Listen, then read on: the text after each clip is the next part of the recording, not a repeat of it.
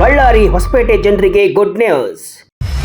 2,000 ಕೋಟಿ ಯೋಜನೆ, ಮೋದಿ ಸರ್ಕಾರದಿಂದ ಮೆಗಾ ಪ್ಲಾನ್. ವೀಕ್ಷಕರೇ ನಮಸ್ಕಾರ.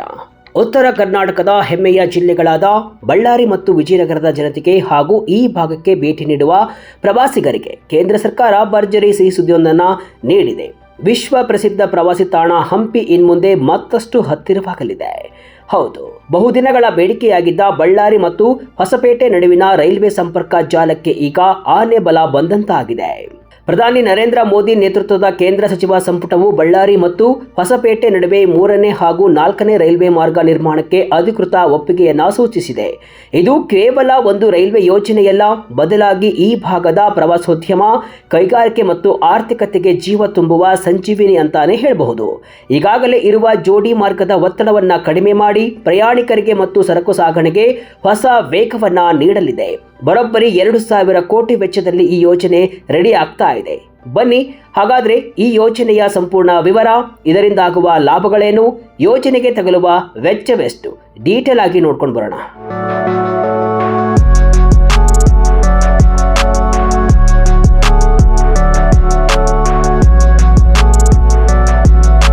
ದೆಹಲಿಯಲ್ಲಿ ಪ್ರಧಾನಿ ಮೋದಿ ಅವರ ಅಧ್ಯಕ್ಷತೆಯಲ್ಲಿ ನಡೆದ ಆರ್ಥಿಕ ವ್ಯವಹಾರಗಳ ಸಚಿವ ಸಂಪುಟ ಸಮಿತಿಯ ಮಹತ್ವದ ಸಭೆಯಲ್ಲಿ ದೇಶದ ರೈಲ್ವೆ ಇಲಾಖೆಗೆ ಸಂಬಂಧಿಸಿದಂತೆ 3 ಬೃಹತ್ ಯೋಜನೆಗಳಿಗೆ ಅನುಮೋದನೆಯನ್ನ ನೀಡಲಾಗಿದೆ.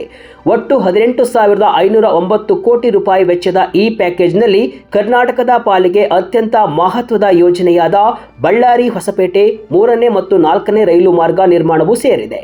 ಕರ್ನಾಟಕದ ಗಣಿನಾಡು ಬಳ್ಳಾರಿ ಮತ್ತು ವಿಜಯನಗರ ಸಾಮ್ರಾಜ್ಯದ ರಾಜಧಾನಿಯಾಗಿದ್ದ ಹೊಸಪೇಟೆ ನಡುವೆ ಈಗಾಗಲೇ ಜೋಡಿ ರೈಲು ಮಾರ್ಗವಿದೆ.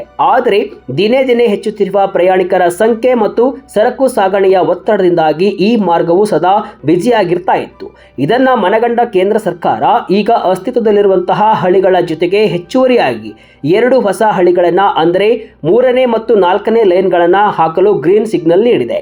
ಈ ನಿರ್ದಿಷ್ಟ ಯೋಜನೆಗೆ ಅಂದಾಜು 2,372 ಕೋಟಿ ರೂಪಾಯಿ ವೆಚ್ಚವಾಗಲಿದೆ ಅಂತ ಅಂದಾಜಿಸಲಾಗಿದೆ. ಈ ಯೋಜನೆಯು ಮುಂದಿನ 4 ವರ್ಷಗಳಲ್ಲಿ ಪೂರ್ಣಗೊಳ್ಳುವ ನಿರೀಕ್ಷೆ ಇದ್ದು ಉತ್ತರ ಕರ್ನಾಟಕದ ರೈಲ್ವೆ ಭೂಪಟವನ್ನೇ ಬದಲಾಯಿಸಲಿದೆ. 65 ಕಿಲೋಮೀಟರ್ ಉದ್ದ, 220 ಸೇತುವೆಗಳು. ಯೋಜನೆಗೆ 4 ವರ್ಷ ಡೆಡ್ಲೈನ್. ಈ ಯೋಜನೆಯ ಗಾತ್ರ ಮತ್ತು ವ್ಯಾಪ್ತಿಯನ್ನು ನೋಡುವುದಾದರೆ ಬಳ್ಳಾರಿಯಿಂದ ಹೊಸಪೇಟೆವರೆಗಿನ ಈ ಯೋಜನೆಯ ಒಟ್ಟು ಉದ್ದ 65 ಕಿಲೋಮೀಟರ್ ಆಗಿರುತ್ತೆ. ಆದರೆ ಲೂಪ್ ಲೈನ್ಗಳು ಮತ್ತು ಇತರೆ ಸಂಪರ್ಕಗಳನ್ನು ಸೇರಿಸಿದರೆ ಯೋಜನೆಯ ಒಟ್ಟು ಹಳಿಗಳ ಉದ್ದ ಬರೋಬ್ಬರಿ 149 ಕಿಲೋಮೀಟರ್ ಆಗಲಿದೆ. ಇದು ಕೇವಲ ಹಳಿ ಹಾಕುವ ಕೆಲಸವಷ್ಟೇ ಅಲ್ಲ, ಭೌಗೋಳಿಕವಾಗಿ ಸವಾಲಿನ ಪ್ರದೇಶವಾಗಿರುವುದರಿಂದ ಇಲ್ಲಿ ಭಾರೀ ಪ್ರಮಾಣದ ಸಿವಿಲ್ ಕಾಮಗಾರಿಗಳು ನಡೆಯಲಿವೆ. ಈ 65 ಕಿಲೋಮೀಟರ್ ವ್ಯಾಪ್ತಿಯಲ್ಲಿ ಬರೋಬ್ಬರಿ 34 ಪ್ರಮುಖ ಸೇತುವೆಗಳನ್ನು ನಿರ್ಮಿಸಲಾಗ್ತಾ ಇದೆ. ಅಂದರೆ ಸರಾಸರಿ ಪ್ರತಿ 2 ಕಿಲೋಮೀಟರ್ಗೆ ಒಂದು ದೊಡ್ಡ ಸೇತುವೆ ಬರಲಿದೆ. ಇನ್ನು ಸಣ್ಣ ಮತ್ತು ಮಧ್ಯಮ ಗಾತ್ರದ 220 ಸೇತುವೆಗಳನ್ನು ನಿರ್ಮಿಸಲಾಗುವುದು. ರೈಲು ಸಂಚಾರದಿಂದ ರಸ್ತೆ ಸಂಚಾರಕ್ಕೆ ಯಾವುದೇ ಅಡ್ಡಿ ಆಗಬಾರದು ಎಂಬ ಉದ್ದೇಶದಿಂದ ಈ ಯೋಜನೆಯ ಭಾಗವಾಗಿ 11 ಕಡೆಗಳಲ್ಲಿ ರಸ್ತೆ ಮೇಲ್ಸೇತುವೆಗಳನ್ನು ಮತ್ತು 14 ಕಡೆಗಳಲ್ಲಿ ರಸ್ತೆ ಕೆಳ ಸೇತುವೆಗಳನ್ನು ನಿರ್ಮಿಸಲು ನೀಲನಕ್ಷೆ ಸಿದ್ಧಪಡಿಸಲಾಗಿದೆ. ಇದರಿಂದ ಬಳ್ಳಾರಿ ಮತ್ತು ಹೊಸಪೇಟೆ ನಡುವಿನ ಹೆದ್ದಾರಿ ಸಂಚಾರವು ಸುಗಮವಾಗಲಿದೆ. ಪ್ರವಾಸಿಗರಿಗಂತೂ ಹಬ್ಬವೋ ಹಬ್ಬ, ಮೊದಲಿನಂತೆ ಪರದಾಟ ಇರಲ್ಲ. ಈ ಯೋಜನೆಯಿಂದ ಅತಿ ಹೆಚ್ಚು ಲಾಭವಾಗುವುದು ಪ್ರವಾಸಿಗರಿಗೆ. ಹಂಪಿ ಎಂಬುದು ಯುನೆಸ್ಕೋ ವಿಶ್ವ ಪರಂಪರೆಯ ತಾಣವಾಗಿದೆ. ದೇಶ ವಿದೇಶಗಳಿಂದ ಲಕ್ಷಾಂತರ ಪ್ರವಾಸಿಗರು ಇಲ್ಲಿಗೆ ಬರ್ತಾರೆ. ಆದರೆ ಸೀಮಿತ ರೈಲುಗಳ ಕಾರಣದಿಂದಾಗಿ ಅನೇಕ ಬಾರಿ ಟಿಕೆಟ್ ಸಿಗದೆ ಅಥವಾ ರೈಲುಗಳ ವಿಳಂಬದಿಂದಾಗಿ ಪ್ರವಾಸಿಗರು ಪರದಾಡುವಂತಾಗಿದೆ. ಈಗ 3ನೇ ಮತ್ತು 4ನೇ ಮಾರ್ಗ ನಿರ್ಮಾಣವಾಗುವುದರಿಂದ ರೈಲುಗಳ ಸಂಚಾರ ಸಾಮರ್ಥ್ಯ ಹೆಚ್ಚಾಗಲಿದೆ. ಹಂಪಿಗೆ ಬರುವವರಿಗೆ ಅನುಕೂಲ. ಬಳ್ಳಾರಿ ಕೋಟೆ, ದರೋಜಿ ಕರಡಿ ಧಾಮ, ತುಂಗಭದ್ರಾ ಅಣೆಕಟ್ಟು, ಕೆಂಚನಗುಡ್ಡ ಇವುಗಳನ್ನು ಸುಲಭವಾಗಿ ಕಣ್ತುಂಬಿಕೊಳ್ಳಬಹುದು. ಹೆಚ್ಚಿನ ರೈಲುಗಳನ್ನು ಓಡಿಸಲು ಅವಕಾಶ ಸಿಗುವುದರಿಂದ ಬೆಂಗಳೂರು, ಹುಬ್ಬಳ್ಳಿ, ಮುಂಬೈ ಮತ್ತು ಹೈದರಾಬಾದ್ನಿಂದ ಹಂಪಿಗೆ ಬರುವ ಪ್ರವಾಸಿಗರಿಗೆ ವಾರಾಂತ್ಯದಲ್ಲಿ ವಿಶೇಷ ರೈಲುಗಳನ್ನು ಮತ್ತು ವಂದೇ ಭಾರತ್ನಂತಹ ವೇಗದ ರೈಲುಗಳನ್ನು ಈ ಮಾರ್ಗದಲ್ಲಿ ಪರಿಚಯಿಸಲು ರೈಲ್ವೆ ಇಲಾಖೆಗೆ ಸಾಧ್ಯವಾಗುತ್ತೆ. ಕೈಗಾರಿಕೆ ಆರ್ಥಿಕ ಪ್ರಗತಿಗೆ ಬೂಸ್ಟ್. ಬಳ್ಳಾರಿ ಮತ್ತು ವಿಜಯನಗರ ಜಿಲ್ಲೆಗಳು ಕೇವಲ ಪ್ರವಾಸೋದ್ಯಮಕ್ಕಷ್ಟೇ ಅಲ್ಲ, ಕೈಗಾರಿಕೆಗೂ ಕೂಡ ಹೆಸರುವಾಸಿ. ಇಲ್ಲಿನ ಕಬ್ಬಿಣದ ಅದಿರು ದೇಶದ ವಿವಿಧ ಭಾಗಗಳಿಗೆ ಮತ್ತು ರಫ್ತು ಉದ್ದೇಶಕ್ಕಾಗಿ ಬಂದರುಗಳಿಗೆ ಸಾಗಣೆಯಾಗುತ್ತೆ. ಈ 3ನೇ ಮತ್ತು 4ನೇ ಲೈನ್ ನಿರ್ಮಾಣವು Vasco da gamma Vijayawada highly utilised network ಮಾರ್ಗದ ಭಾಗವಾಗಿದೆ. ಇದು ಪಶ್ಚಿಮ ಭಾರತ ಮತ್ತು ದಕ್ಷಿಣ ಭಾರತದ ಪ್ರಮುಖ ಬಂದರುಗಳನ್ನು ಸಂಪರ್ಕಿಸುವ ಅತ್ಯಂತ ಆಯಕಟ್ಟಿನ ಮಾರ್ಗವಾಗಿದೆ. ಈ ಹೊಸ ಯೋಜನೆಯಿಂದಾಗಿ ವಾರ್ಷಿಕವಾಗಿ ಹೆಚ್ಚುವರಿಯಾಗಿ 25 ಮಿಲಿಯನ್ ಟನ್ ಅಂದ್ರೆ 2.5 ಕೋಟಿ ಟನ್ ಸರಕು ಸಾಗಣೆ ಮಾಡಲು ಸಾಧ್ಯವಾಗಲಿದೆ.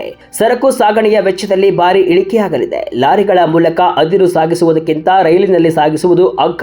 ಅಂದಾಜಿನ ಪ್ರಕಾರ ಈ ಯೋಜನೆಯಿಂದ ಪ್ರತಿ ವರ್ಷ ಬರೋಬ್ಬರಿ 323 ಕೋಟಿ ರೂಪಾಯಿಗಳಷ್ಟು ಲಾಜಿಸ್ಟಿಕ್ಸ್ ವೆಚ್ಚ ಉಳಿತಾಯವಾಗಲಿದೆ. ಇದು ಕೈಗಾರಿಕೆಗಳಿಗೆ ದೊಡ್ಡ ಬೂಸ್ಟ್ ಅನ್ನು ನೀಡಲಿದೆ. ಹೊಸ ಉದ್ಯೋಗಗಳ ಸೃಷ್ಟಿ ಮತ್ತು ಸ್ವಯಂ ಉದ್ಯೋಗಕ್ಕೆ ಅವಕಾಶಗಳು ಕೂಡ ತೆರೆದುಕೊಳ್ಳಲಿವೆ. ಈ ಯೋಜನೆ ಪರಿಸರಕ್ಕೂ ಕೂಡ ದೊಡ್ಡ ಕೊಡುಗೆ.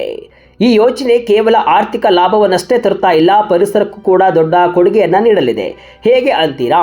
ರಸ್ತೆ ಮೂಲಕ ಲಾರಿಗಳಲ್ಲಿ ಸರಕು ಸಾಗಿಸುವುದರಿಂದ ಉಂಟಾಗುವ ವಾಯು ಮಾಲಿನ್ಯಕ್ಕೆ ಹೋಲಿಸಿದರೆ ರೈಲು ಸಾಗಣೆ ಪರಿಸರ ಸ್ನೇಹಿ. ರೈಲ್ವೆ ಇಲಾಖೆಯ ಲೆಕ್ಕಾಚಾರದ ಪ್ರಕಾರ ಈ ಯೋಜನೆಯಿಂದಾಗಿ ಪ್ರತಿ ವರ್ಷ 14 ಕೋಟಿ ಕಿಲೋಗ್ರಾಂನಷ್ಟು ಕಾರ್ಬನ್ ಡೈಆಕ್ಸೈಡ್ ಹೊರಸೂಸುವಿಕೆಯನ್ನು ತಡೆಯಬಹುದು. ಇದು ಸುಮಾರು 58 ಲಕ್ಷ ಮರಗಳನ್ನು ನೆಡುವುದಕ್ಕೆ ಸಮಾನ ಅಂತ ಹೇಳಲಾಗಿದೆ. ಇನ್ನು ಈ ಯೋಜನೆಯನ್ನ ಪ್ರಧಾನಮಂತ್ರಿಗಳ ಮಹತ್ವಾಕಾಂಕ್ಷೆಯ ಪಿಎಂ ಗತಿ ಶಕ್ತಿ ರಾಷ್ಟ್ರೀಯ ಮಾಸ್ಟರ್ ಪ್ಲಾನ್ ಅಡಿಯಲ್ಲಿ ಕೈಗೆತ್ತಿಕೊಳ್ಳಲಾಗಿದೆ. ಇದರ ಉದ್ದೇಶ ಬಹು ಮಾದರಿ ಸಂಪರ್ಕವನ್ನ ಕಲ್ಪಿಸುವುದು. ಒಟ್ಟಾರೆಯಾಗಿ ಕೇಂದ್ರ ಸಚಿವ ಸಂಪುಟ ಅನುಮೋದಿಸಿರುವ ಈ 3 ಯೋಜನೆಗಳು ಕರ್ನಾಟಕದ ಯೋಜನೆ ಸೇರಿ ಸುಮಾರು 3,902 ಹಳ್ಳಿಗಳಿಗೆ ಸಂಪರ್ಕ ಕಲ್ಪಿಸಲಿದ್ದು ನೇರವಾಗಿ 97 ಲಕ್ಷ ಜನರಿಗೆ ಪ್ರಯೋಜನವನ್ನ ನೀಡಲಿವೆ. ये प्रोजेक्ट भी काफी स्ट्रेट फॉरवर्ड प्रोजेक्ट है. 4 साल के अंदर कंप्लीट करेंगे इसको और लैंड एक्विजिशन बहुत कम रिक्वायर्ड है और इससे भी पैसेंजर और फ्रेट की बहुत सारी गाड़ियां इससे चला पाएंगे. कोई बहुत बड़ा ब्रिज नहीं, 34 मेजर ब्रिजेस है, 220 माइनर ब्रिजेस है जो कि जल्दी से काम इसको आगे बढ़ा देंगे. इससे कार्बन डाइऑक्साइड बहुत बचेगा बिकॉज जो कार्गो का मूवमेंट है वो रेल की तरफ शिफ्ट होगा इस कैपेसिटी को बढ़ाने से. About 14 crore kilograms carbon dioxide बचेंगे इस प्रोजेक्ट से. ಹುಬ್ಬಳ್ಳಿ ವಿಜಯಪುರ ಹೆದ್ದಾರಿಗೆ 4 ಪಥದ ಭಾಗ್ಯ.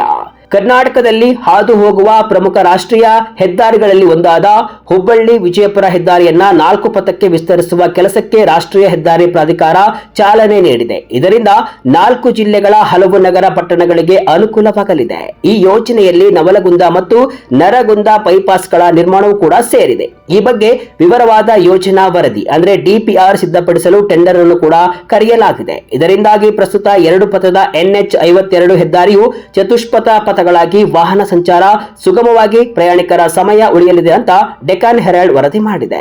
ಈ 199 ಕಿಲೋಮೀಟರ್ ಉದ್ದದ ರಾಷ್ಟ್ರೀಯ ಹೆದ್ದಾರಿಯು ಧಾರವಾಡ, ಗದಗ, ಬಾಗಲಕೋಟೆ ಮತ್ತು ವಿಜಯಪುರ ಜಿಲ್ಲೆಗಳ ಮೂಲಕ ಹಾದು ಹೋಗುತ್ತೆ.